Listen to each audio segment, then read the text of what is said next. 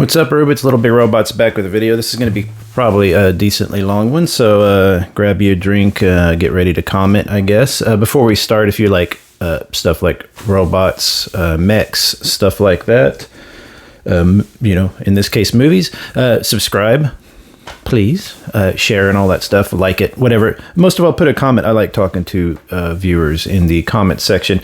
Before I get started, I should say, with this top 10 of my favorite robots list, I think it'd be important to define robot.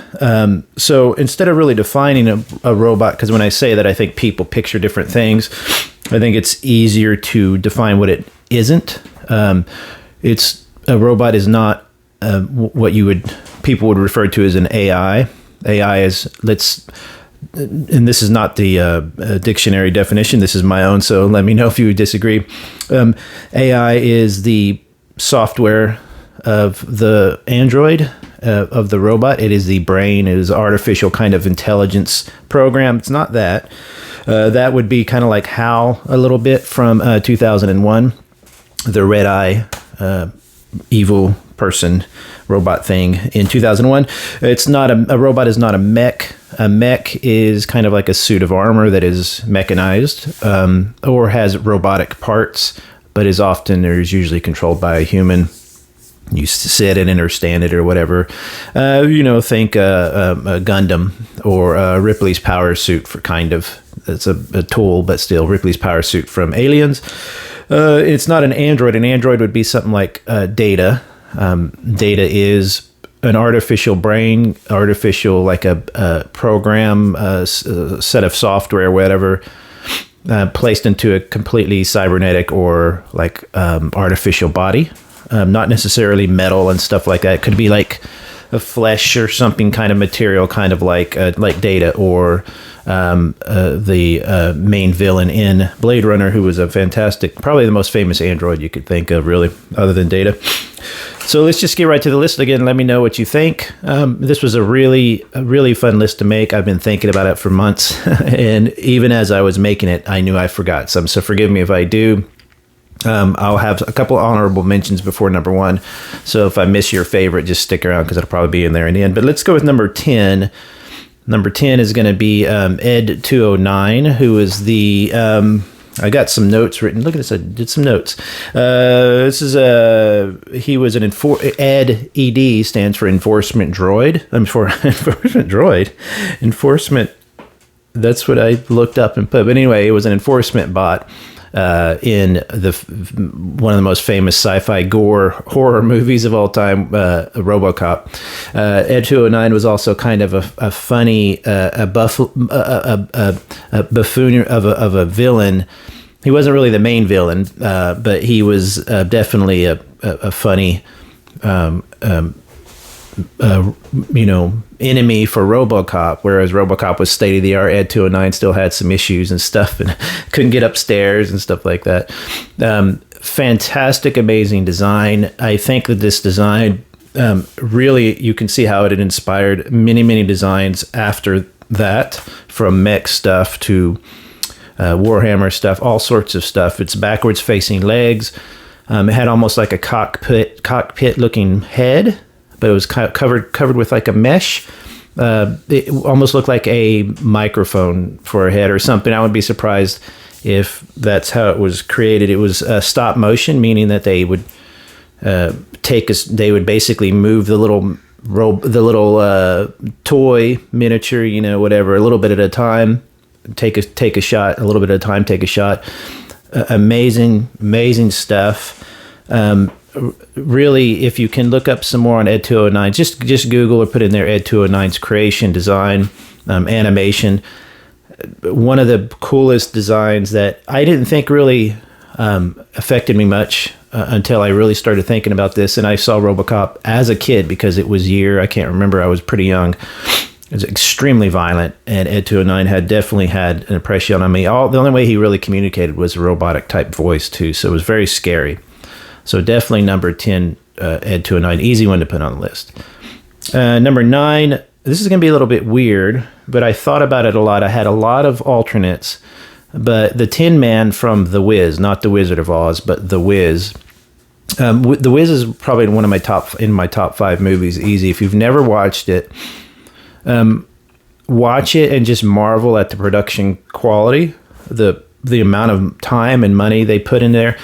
They filmed a scene that was so large, a dance scene. Now, granted, these days we have wireless headphones and stuff like that, but back then, the group of people in the dance scene was so large they had to have speakers at opposite ends playing the music, the background track to dance to at a little bit of a delay, or at a different time than the other one, because of how large of an area there were, so that the people in the back would hear it at the same time as the people in the front and would dance at the appropriate rhythm. But anyway, amazing movie. My only complaint about it is the audio is a bit, their audio recording wasn't as good back then. But Tin Man was played by Nipsey Russell. Nipsey Russell was, you're probably familiar with Nipsey Russell, even if you're a young person. You've heard his voice, probably seen him. Famous comedian, actor. It was when you're 6 or 7 and you see The Wiz for the first time, and this character shows up and he starts to cry about, I believe his wife or his girlfriend's named Teeny, I believe it was, who, it's hard to tell, but I believe in the beginning of the movie, it's been a while since I watched it because I've watched it 100 times, but I haven't watched it in probably a year all the way through. She basically rolls on him and they have to free him out from underneath his girlfriend named Teeny, I believe. And he starts crying. And when he cries, he rusts himself. Now, is he a robot and not an android? I think that in the classic sense of the world, a bit more fantastical, but similar to the Tin Man in the original, so Over the Rainbow, what's the movie I'm talking about? Wizard of Oz. He was kind of like a steampunk robot. He was powered by steam or whatever. He had gears and stuff. He wasn't so much, like circuits and wires, but he was more like an old school robot. So I do consider him a robot, but he's a really, really a great makeup, fantastic makeup. I heard it took a long time to get him into it and out of it. So sounds like a little bit of a stretch, but check him out. I think that you would agree that he is a unique take on that kind of steampunk buddy type of character. Really, really nice portrayal as well. Number 8, this was one that came up, and I knew I was missing some robots. And again, this is probably a bit like Tin Man. It's a bit controversial. It gets a little bit more literal, I think, as I go down the list. But this one is one of my favorites of all time, and it's Bubo or Bubo. I don't know how to pronounce his name. From Clash of the Titans. He's basically what's described as like a clockwork toy or owl. He is stop motion animated, or I don't know really what else the term is for it. I think it's stop motion. It would be accurate. Gears are driving him. Magic is kind of driving him, but he actually feels very realistic. They have released a toy version, I believe, once of Bubo. I don't know if they've ever done a really, really fancy one. I don't know if the original prop or 2 went up for sale or not, but I believe so. So it's all stuff I want to look into. I'm sure all of it would probably be well on my price range. But when you're a kid and you see Clash of Titans, the original one, not the garbage one they remade, 2012 or whatever it was, you are just blown away. If you're familiar with the Kraken, which comes up at the end, again, stop motion animated, amazing job done there. I think it was Ray, what's his name as well. But anyway, that toy, when I was a kid, and it was in the 80s, I guess, is about that big and still goes for a lot of money. He's a great big toy. And I've never really seen a good treatment of Bubo yet, or Bubo from, just to build an actual one-to-one scale Bubo. But he flies. He's got amazing, dilating eyes. Just if somebody could make this with a 3D printer and could animate it, and it would be the most charming thing in the world. The design is amazing. It's really, really, really, really fantastic clockwork robot, kind of like a steam powered, kind of like Tin Man. So again, pushing the edges of robotics a bit, but this is all make believe. So, most of them. Number 7 would be K2SO from Star Wars. Not so much K2SO as the droid itself. It's a K2XO was a KX security droid, I believe is how it's defined. The make-believe words they came up with. Yes, I know that some people might say a droid is not a robot, but it's not an android. It is. Star Wars does a unique take on robots, to where some seem more aware, like C-3PO and stuff seem to be a lot more aware of their. They're more sentient than others. Some are less so, but that does make sense. I think we have in domesticated animals, for example, we have horses and dogs, very intelligent animals. The pig is very smart. And then we have ones that aren't so intelligent, like a fish, or don't seem to be as intelligent. And I could see that being the same case with droids. But K2SO, I don't know that I agree that if you had a security droid, you would want it to have long, spindly legs and arms. It's these crazy long arms and legs. And I believe it was Alan, I can't remember his name, who did the voice acting for it. And I believe the kind of like the puppeteering of him. They had him in a kind of a green screen type of get up or whatever, where they could erase him later. And he had a tall, like an extension to his body, I believe, that rose him to the height so that the actors could concentrate on the right height to look at with their eyes. Very intimidating robot in Andor, that really fantastic series they made recently. One of the best of the Star Wars of the movies and everything. Is really an amazing creation.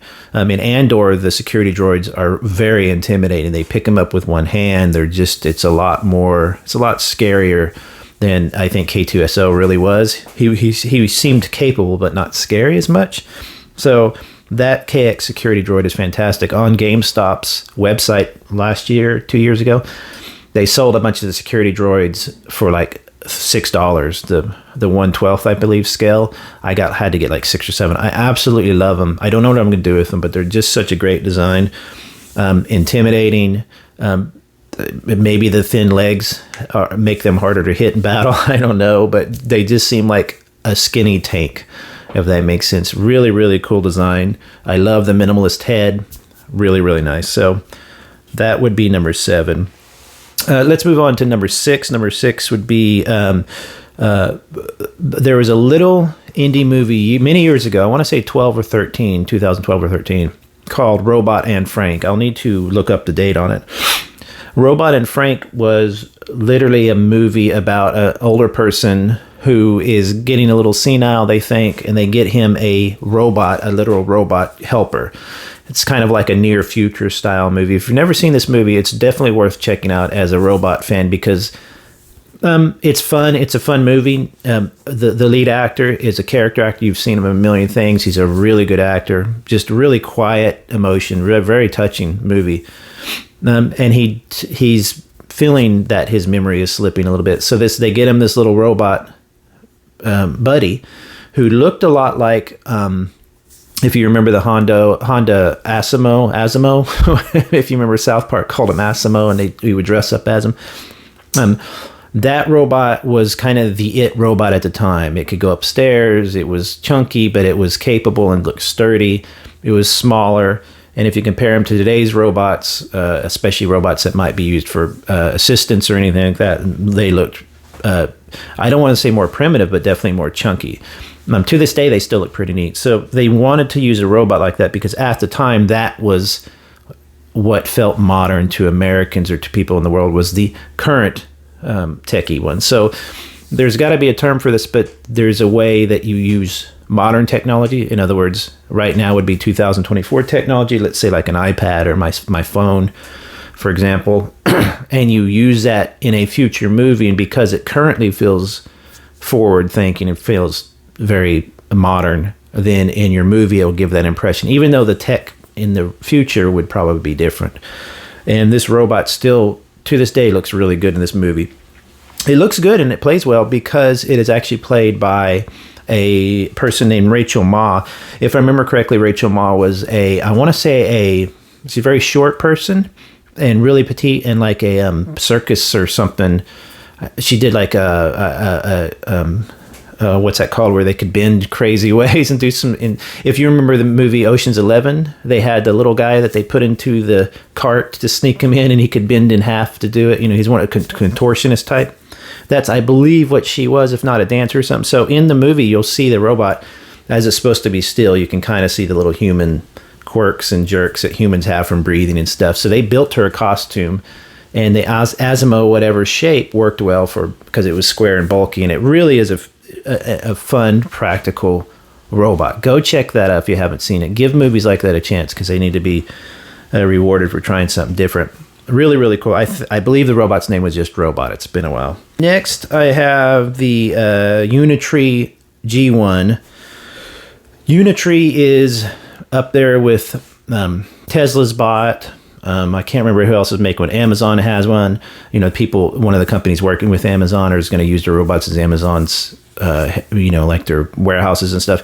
This new, really current as of 2024 version of a robot, where it's thin. Boston Dynamics' new one is insane looking. I'll see if I can post pictures or videos of that. Go look at their latest humanoid robot. Most of those other ones are taller, more expensive. What makes the Unitree interesting is it's about $16,000, which I believe is supposedly on the cheap side for these guys right now. I think Elon Musk said that their Tesla bot will cost somewhere around half or somewhere around the price of a lower end Tesla, which is like 30, 40,000. So this is a little cheaper. What's really interesting about this guy is he'll fold himself up and you can pick him up and carry him. He's 130 centimeters tall, 35 kilograms, I believe. For you people out there, it's metric. You'd have to Google it. But the video, I'll link all these videos and all these like trailers and stuff in the description. In the video, he folds himself up on a couch and the person comes and picks him up. Now, it's not exact. You could probably put him on a backpack, but it's light enough that you could put him in your trunk of your car, take him out, set him down, and he's only about 4.5 feet tall. So it's a little petite helper bot that can lift, a good deal of weight. That you could see really actually being the next wave of actual robots we use for help for older people or just in our house or whatever. If you get around the $10,000 to $15,000 range, you will see people start buying these, and they're AI driven. People can probably plug and play different behaviors into them. They could probably do personalities and fun stuff, different voices. And I think that's where robotics will actually be going in our real world as of 2024 future. These little smaller guys that are still expensive and still state of the art, but allow for some tweaking from the public maybe, along with the company. And, it's going to be a bit more like a cell phone. Think a cell phone and less of a mech, That's the idea. You're going to have to get something to that price range for people to really adopt it. That robot, and he looks cool. He reminds me, excuse me, the Unitree reminds me a lot of the one of my favorite robot building toy kits is the number 57s. They're called armored puppets. Fantastic fun. They look modern and realistic, but also futuristic and still humanoid. Check that video out. Number 4, this one, getting up into the top 5, these are ones that kind of came to my mind first. This one is Levi from Scavenger's Reign. If you haven't watched Scavenger's Reign, you really, really need to go watch Scavenger's Reign. What it is basically a mini-series on, I believe, HBO or Max, what they call Max. So you might have to pay to watch it. Do that. I'm going to actually buy it in a Blu-ray or something. I watched every week loyally. I loved that series so much. Animated series. I'm not going to spoil anything, but basically people crash land on a planet. They're trying to get back to their home ship that also crashed. And the planet is like outrageous plants and organic stuff. Amazing, trippy, fun, really, really touching, sad, horrific show. And Levi is the robot in the show. Levi was voiced by Elia Shawkat, which I noticed the voice. I knew it sounded familiar, but I couldn't place it. And Elia is, if you ever saw Arrested Development, the son, he had a cousin. I believe he has a cousin, curly-haired young lady. That's Alia. She's an indie actress, stuff like that. Super adorable. And Levi is supposed to be, I believe, non-gendered. Just kind of like, you want to say that with all robots, but the creators put some kind of gender in there, maybe, or try to emphasize a certain masculine or feminine. And Levi is just kind of non-gender, is serving robot who's on the ship, goes down on the ship and is hanging out with one of the other main characters, another fantastic character. And this is not a spoiler because this happens very early in the first episode, but Levi gets some plant material inside the circuits that make up Levi, and it starts to change Levi. It is a super interesting story arc for a robot that's not an android necessarily. Maybe it's closer, kind of reminds you of Data's journey to becoming a human kind of thing. It's kind of like that, but not really. My only quip with Levi is that the show is so kind of realistic, or feels grounded in some kind of reality, like a hard science fiction. Levi's legs are too thin, too spindly. I wish they would have made those less cartoony looking, but other than that, I think there's a 3D printed Levi you can get out there from people who modeled it.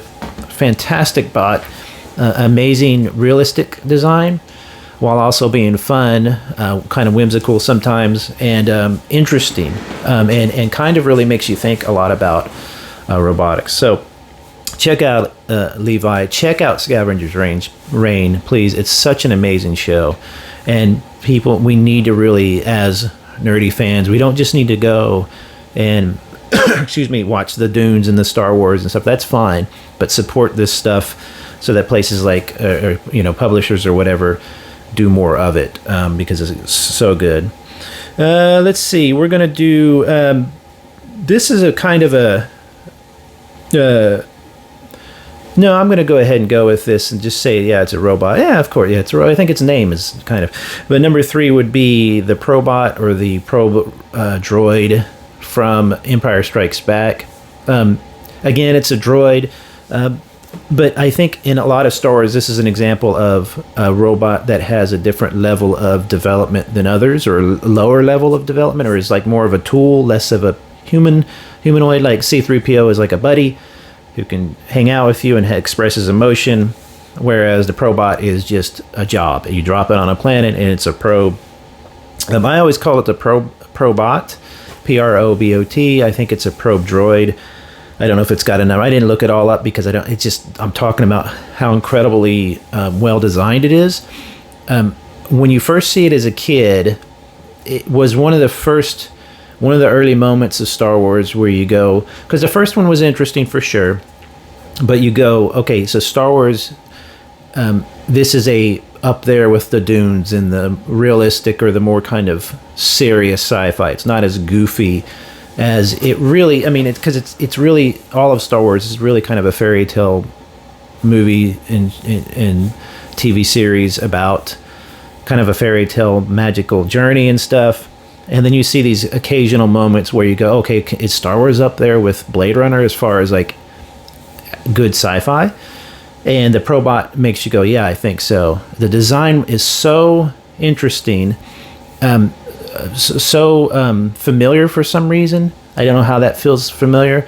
The voice, the little sound it makes, that sound that I used to love, I used to have it on my phone as a ringer or whatever, is intimidating.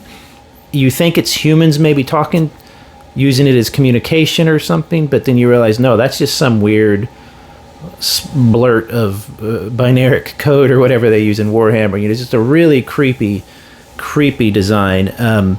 It seemed capable and stuff. Han took it out, but of course Han's an amazing shot. I think Chewie took it out, actually. I can't remember because they surprised him or whatever. But anyway, it's just such a fantastic. I actually have a toy version one, and I don't know where it's at. I didn't sell it. And it's just an amazing little desktop version. And to this day, some of those droid designs and some of the designs of Star Wars, like in Blade Runner, literally, seriously look modern. They could stand up any movie. They don't look dated at all. Perhaps it's because they kind of, set the genre for a lot of people in our brains. That is what we think is definitively sci-fi. But man, that Probot is intimidating and scary. So I'm going to do one more here, and then I'm going to do my honorable mentions. I've got several. Just as I'm talking here, I can remember so many, thinking of so many good ones. But Number two, this is my number two on the list. Pretty easy pick. Some of you might have knew I was going here, but I'm talking about Maximillian from the movie Blackhole. If you haven't seen the movie Blackhole, I'll always tell people go watch it. It is pretty goofy in some parts. It is a Disney movie, so they were making not an adult movie, but a darker, let's say for like older kids, maybe teenagers and above. It's kind of a serious movie, very dramatic. But then you have these goofy parts, just go watch it for the practical effects, the matte painting, the ship, the Cygnus, the ship they built is insanely cool.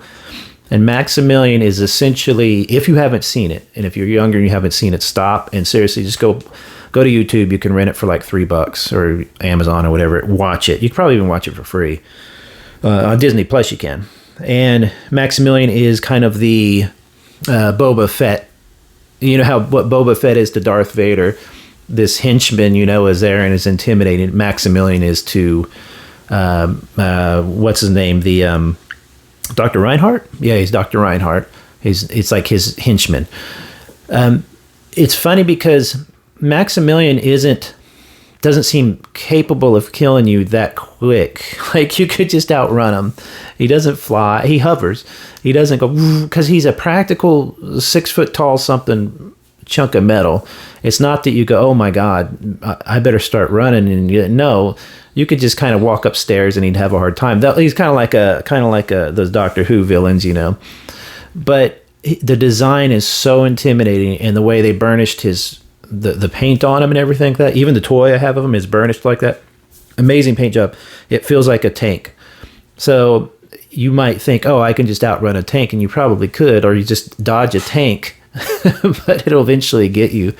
When I was a kid, we'd do a funny thing to each other as a joke, but then it was such a funny thing. It was stuck in our head so much that when we had nieces and nephews, when my brothers and sisters would have kids, we would do it to them. And it's so funny where we'd go, oh no, here comes a punch, and it's real slow. And you would just go and they would just go, stop being silly, Uncle Bo or whatever.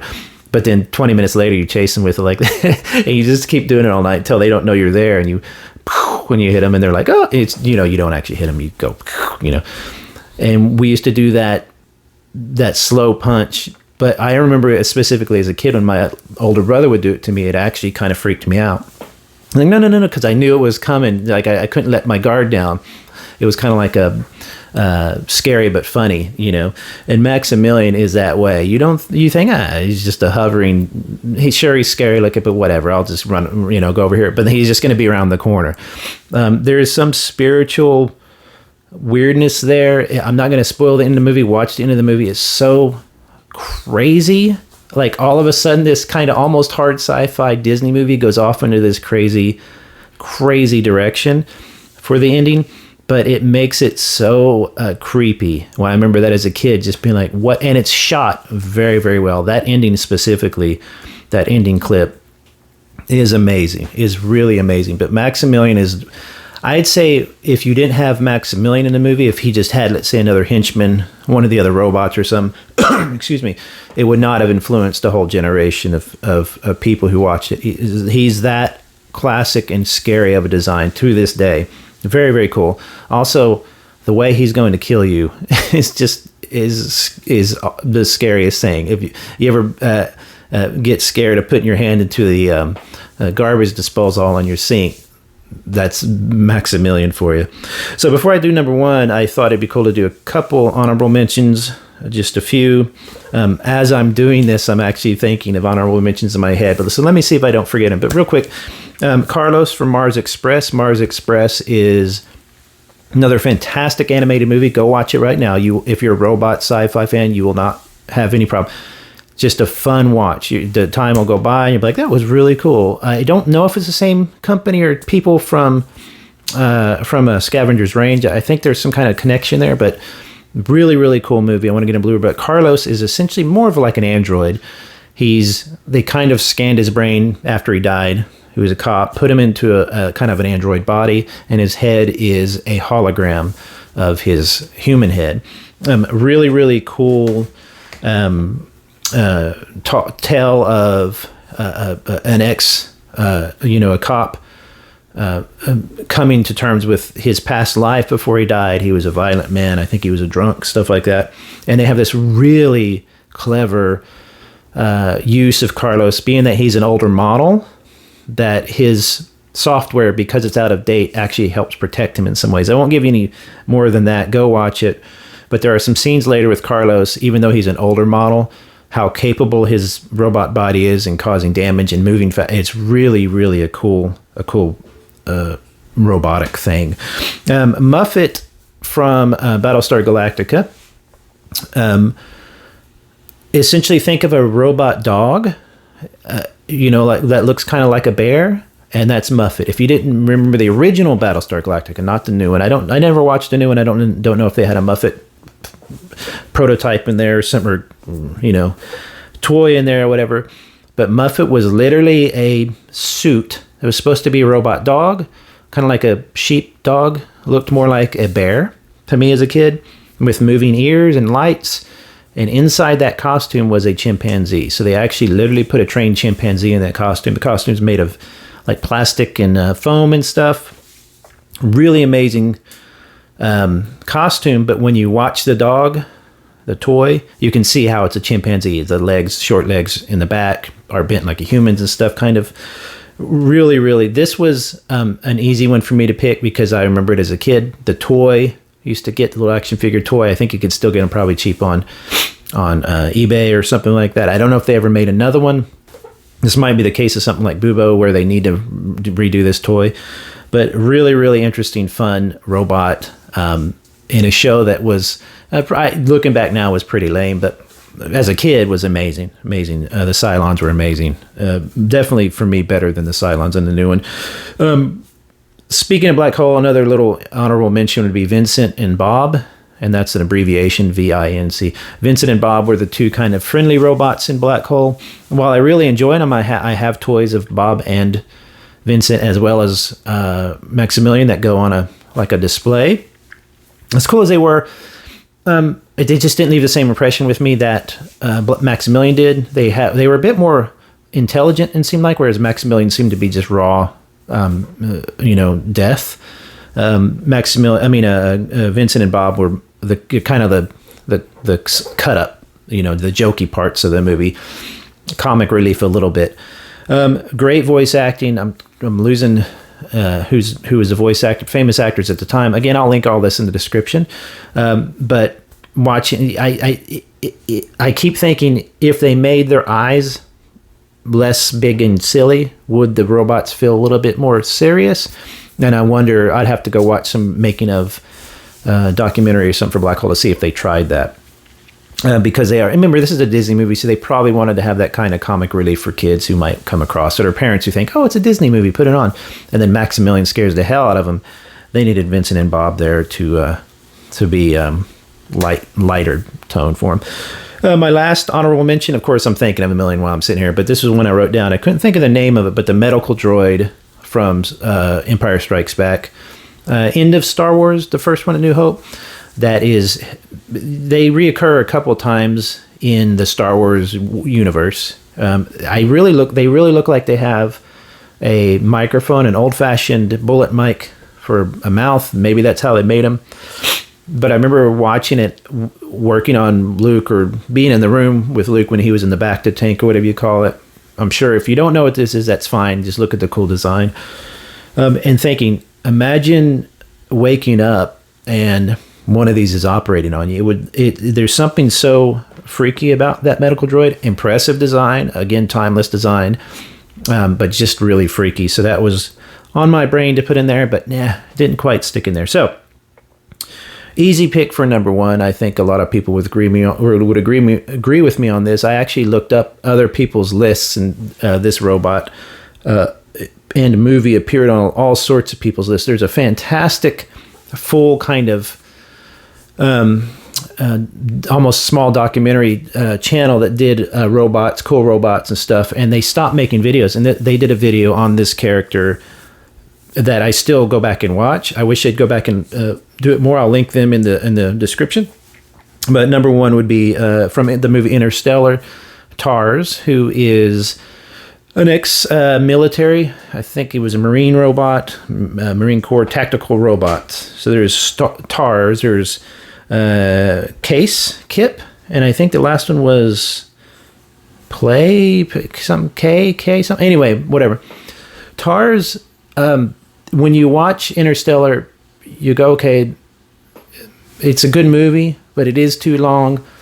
The emotional stuff, I honestly didn't feel much of an emotional impact with. I'm not saying the acting was amazing, but I was kind of swept up in the sci-fi part of it. So the emotional stuff, when that happens in a movie, it almost feels tacked on, like just make a separate movie about that. But again, maybe I need to watch it again. I've seen it twice. I've watched every part with TARS a million times though on YouTube, just the clips. But what really works with, I think it's Nolan's movies, is he has some kind of realism to it. He tries to kind of keep it grounded in some kind of even gritty reality, whatever. Whether it works or not is not always, that's up to the movie. But in this case, TARS is literally a block of steel. So you could picture a Tetris block, but that Tetris block can bend out its different shapes from that block. And you could form a star shape for movement.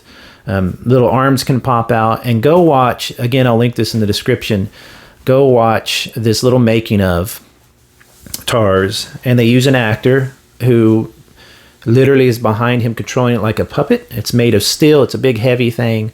And they digitally remove any parts of the human you can see. It works so well. Almost all of it was practical, except for a few of the arm parts. They had to, they couldn't quite do all that. It would be too expensive or too time consuming. So they did do some digital stuff, but they would combine it with mostly practical stuff. There's a great scene of TARS rolling in the water to go and rescue one of the astronauts. And they actually created that with a wheel version of him connected to like an ATV. And they took the ATV out with digital effects. I don't know why this design works, so I don't know why it's so effective and why so many people are impressed by it. But the way I was impressed with, say, Hal or Maximillian when I was a kid, I could imagine a kid seeing TARS now and getting the same feeling. But it also has the same feeling for a lot of adults because it's so well done. He has 2 screens on the front, that's it, and a voiced by the actor who controls him. Great actor, physical actor. They wanted to get somebody who kind of has done clown work or something like that. He was very physical and funny, and so he could really embody this character. And then the other actors could act with the actual actor who was controlling the robot, kind of standing behind it. So the sight line was good. But for some reason, TARS has 2 screens on the front, which I guess could be the face. I don't know. But it's reading out stuff. If anybody knows what that stuff is, I need to look that up. Like, is he reading? I think it's reading out a captioning of what he's saying. I don't know if it's a whole conversation. There's this great stuff with TARS's personality stuff where, hey, you have a sense of humor setting, set it down to 10%, not 90. And when you really look at it, that seems kind of silly. But look at what really a lot of this AI stuff is going is people want to have a natural conversation with their technology. And this is a perfect my only weirdness about it is when you have a block and it's that thick, on the side, it's 4 foot wide or whatever. And when it walks, it was going to scrape a bottom. So there's some part of the design allows for a leg to kind of come up a little bit. Maybe it's rounded on the corners. I never looked into that much. But some people have made their own 3D printed versions of them where it actually walks on its own and the leg has to kind of pick up a little bit. Otherwise, the square shape, it'll scrape or get stuck. So there's some interesting stuff there. I don't know how capable it would be over like rough terrain, but the way they illustrate or the way they show it in the movie makes you think this could really happen. An amazing design. I think probably one of the most original, well thought out, fully realized robot characters in any movie I've ever seen. Most of the other ones that made a super impression on me weren't because they were so thought out and realized. It was because they had such an impression on me. Like Maximillian just impresses you. He doesn't say anything. He grunts here and there. He just shows up here and there, and that's enough. But with TARS, he's an actual developed character. You care about him. Fantastic. I actually wanted to see more TARS than the humans. I could have watched the whole movie with just TARS doing his stuff.